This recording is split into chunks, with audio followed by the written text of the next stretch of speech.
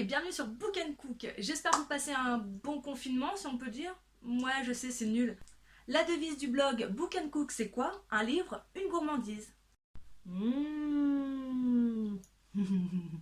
Gourmande de mots, je le suis tout autant de pâtisserie. Je vous propose donc une lecture et la pâtisserie à laquelle elle m'a fait penser, mais ça, c'est en fin de vidéo. Alors pour passer le temps, quoi de mieux qu'un vieil objet qui a fait ses preuves? Vous savez, ce truc avec des pages là, le livre! Aujourd'hui, je voudrais vous parler d'un coup de cœur. Il s'agit d'un monstre derrière la porte de Gaëlle Bellem, qui signe ici son premier roman. Avec mes copines du gang des lectrices, on a eu la chance de rencontrer l'auteur et d'assister à la présentation de son livre à l'espace culturel Leclerc de Saint-Leu, à La Réunion donc. Première réunionnaise à être publiée chez Gallimard, ce livre est une petite pépite à l'humour corrosif. Le pitch? Tout débute à Sainte-Marie, une commune au nord de La Réunion. C'est lors du soir du bal du 14 juillet que deux jeunes gens se rencontrent et rapidement vont se marier. Ils vont alors former la famille des Saintes. Alors leur relation va rapidement se dégrader, mais va quand même donner naissance à une petite fille, une petite teigne, comme le dit souvent l'auteur. Les Dessins n'éduquent pas leur enfant, c'est plutôt le contraire, c'est plutôt la fille qui aimerait éduquer ses parents. Déçus d'avoir engendré une fille, les Dessins ont une drôle conception de l'éducation. Enfin bon, s'il y a volonté d'éduquer, c'est pas gagné. Un enfant, c'est tout de même utile pour les petits travaux ménagers.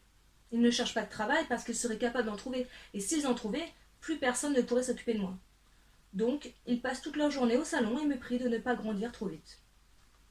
Sympa. Mais à 6 ans, c'est le drame. La petite Teigne réclame l'attention de ses parents et le réclame super fort. Récitation de l'alphabet à tue-tête. A, B, C, D, E, F, G, des poèmes à non plus finir, des sauts à perdre haleine sur le canapé.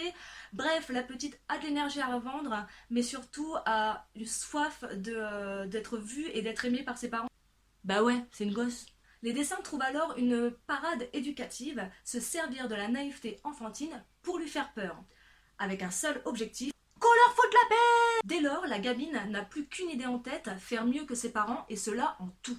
La guerre est donc déclarée. Sous couvert d'un humour décapant, Gaëlle Bellem trace une fresque historique et sociologique de la Réunion des années 80. On y retrouve alors des sujets assez forts, comme les relations parents-enfants évidemment, mais aussi les violences domestiques et l'alcoolisme. Ce sont des sujets malheureusement prédominants à la Réunion. Il subsiste également l'idée de la réputation. Est-on fatalement prisonnier de la réputation familiale? Et si oui, cela a-t-il une conséquence sur notre construction personnelle? À vos stylos, vous avez des heures. L'écriture est aboutie, belle, littéraire, sans toutefois être clivante.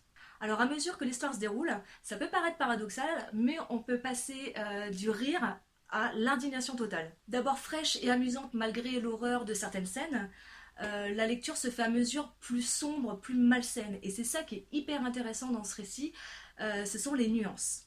Pour résumer, une famille de barjots, un portrait sans complaisance de la Réunion des années 80, un humour décapant et des sujets graves. La gourmandise, la gourmandise. Roulement de tambour. J'ai pas de tambour, mais j'ai des stylos. Pour ce roman, il me fallait évidemment une gourmandise créole et ça tombe bien parce que je vis à La Réunion. Mon choix gourmand s'est porté sur la colle pistache, communément appelée colle aux dents à La Réunion. Pourquoi? Tout simplement parce que, à l'image de l'héroïne, la réputation de sa famille lui colle à la peau. Alors va-t-elle réussir à sortir de cette famille toxique, on peut le dire? Évidemment, je ne vous en dirai pas plus. Je vous laisse découvrir la fin de cette histoire en parcourant les pages d'un monstre et là derrière la porte de Gaëlle Bellem. Retrouvez les avis de mes copines du gang des lectrices en lien sur Book & Cook sur ce superbe roman. N'oubliez pas qu'un livre est une gourmandise, ça se grignote, ça se déguste, ça se dévore même. Alors à bientôt sur Book & Cook. Salut! C'est vachement bon cette connerie!